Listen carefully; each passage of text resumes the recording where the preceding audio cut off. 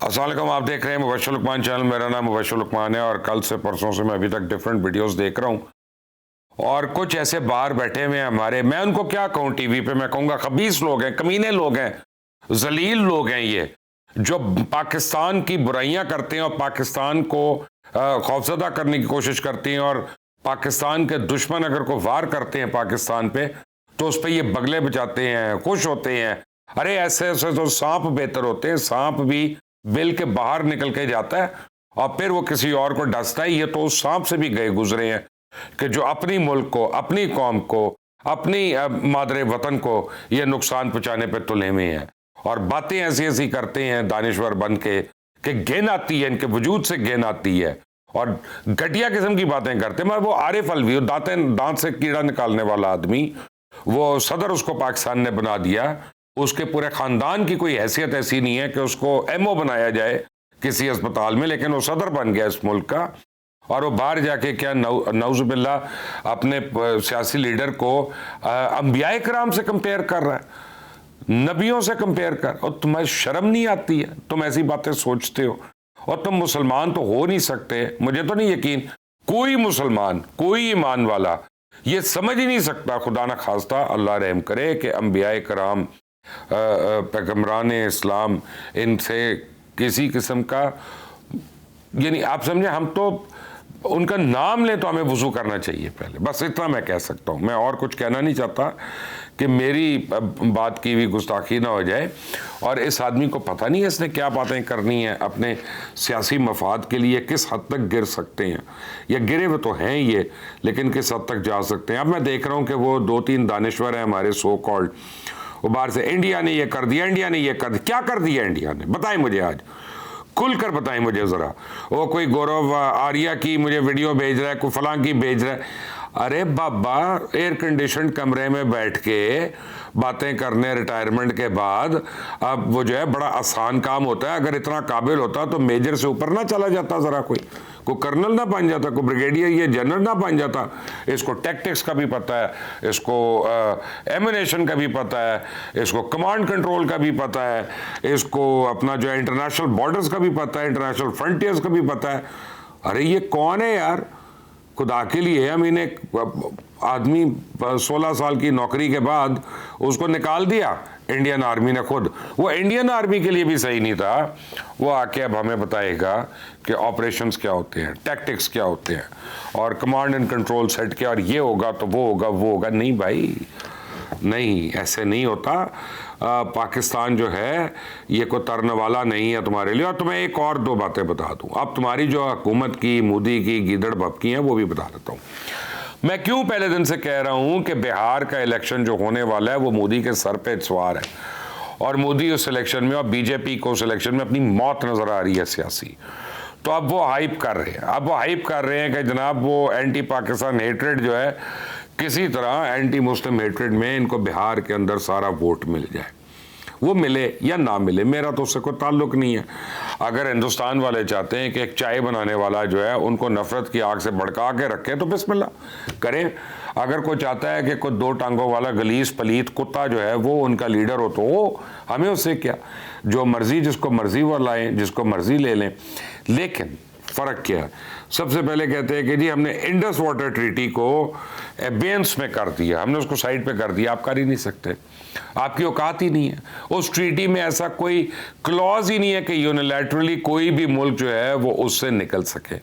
और जब वो उससे निकलता है तो उसके गारंटर्स वर्ल्ड बैंक है, उसके गारंटर्स यूनाइटेड नेशंस है, वो कोर्ट ऑफ आर्बिट्रेशन में जाएगी बात, इंटरनेशनल कोर्ट ऑफ जस्टिस में जाएगी। और जब लोगों को पता चलेगा 25 करोड़ लोगों का पानी रोकने के चक्कर में, वो भी गैर कानूनी तौर पे, तो आपके ख्याल में कोई कानून आपको सहारा देगा इसका? नहीं, पहली बात।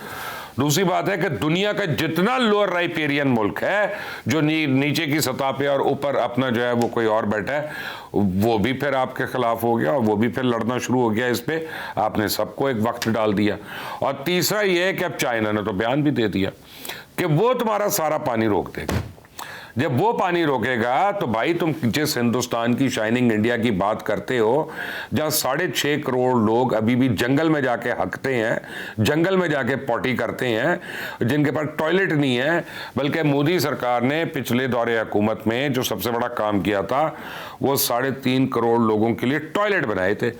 वो लैट्रीन बनाने पे भाईजान को वोट मिले थे, और वो लैट्रीन क्या थे, घरों में नहीं थे, गलियों में, गांव के हर गांव में 6-6 टॉयलेट बना दिए थे कि जी कलेक्टिवली जाएं और उस टॉयलेट को इस्तेमाल करें, उस लैट्रीन। ये तो तुम्हारा हाल है, और तुम अपना वो 1-2 फिल्मी एक्ट्रेसों को देख के या अंबानी को देख के तुम जो है वो तुम्हें ऑर्गेज़म शुरू हो जाता है। और हम इनको रियल लाइफ एनालिसिस भी कर लो अपना। ठीक है, you are a big nation, you are a big country, लेकिन तुम इतने पुराने भी नहीं हो, पाकिस्तान के बाद बने हो, ये भी अपनी औकात याद रखो। क्यों? तुम तो बने हो 15 अगस्त 1947 को, और जो भी बेवकूफ पंडित या जो भी स्टूपिड दानिश्वर, चाहे वो हिंदुस्तान का है, चाहे वो पाकिस्तान का है, चाहे वो दुनिया का कहीं और का है, अगर वो कहता है कि वो भारत से पहले भी एग्जिस्ट करता था, तो अपने दिमाग का इलाज कराओ और तारीख जाके पढ़ो, ये गूगल खोलो और तुम्हें समझ आ जाए कि 1947 तक, 14 अगस्त 1947 तक भारत में 560 राजाओं की स्टेट्स थी।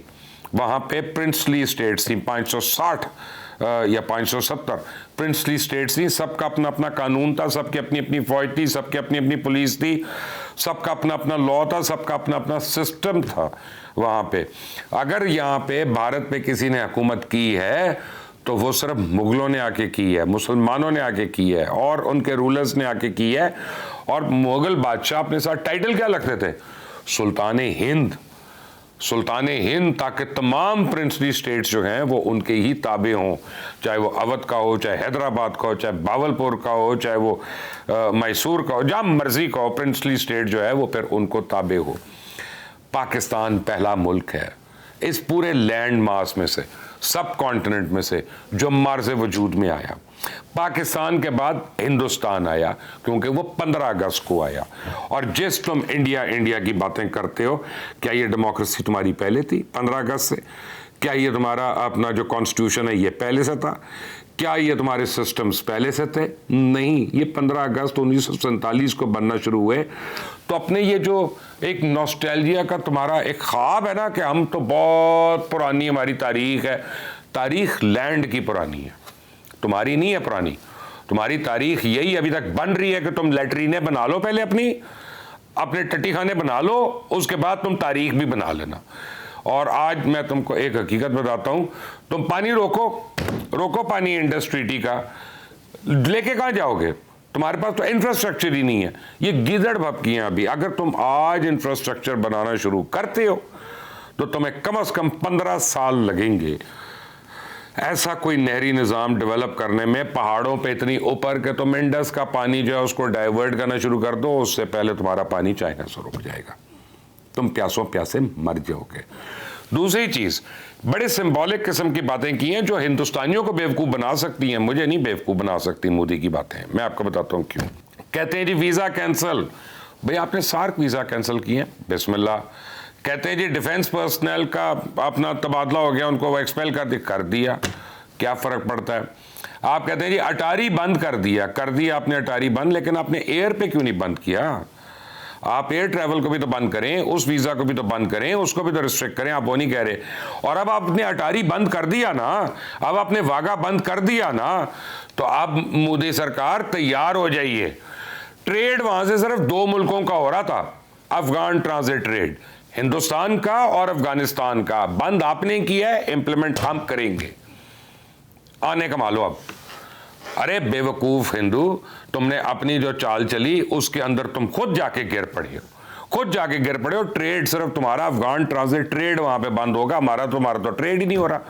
हमारे पास तो तुम्हारी क्रिकेट टीम नहीं आ रही, ना हमारी क्रिकेट टीम वहां पे जा रही है, तुम्हारी तो कबड्डी की टीम यहाँ पे नहीं आ रही है। तुम तो खेलों को भी सियासत की नजर करते हो, तुम तो हर इंसानियत को भी नफरत और अपना मजहब के रंग में ले जाते हो। और तुम पाकिस्तान को कह रहे हो कि पाकिस्तान ने कर दिया। तुम लोगों को यह तो बता दो कि 8 लाख फोर्सेस के बीच में से 4 अफराद हैवी एमुनेशन उठा के 450 किलोमीटर दूर चले कैसे गए थे? जो तुम्हारा सबसे बड़ा सेफ एरिया है, जो तुम्हारा सबसे बड़ा टूरिस्ट एरिया है, टूरिस्ट अट्रैक्शन है।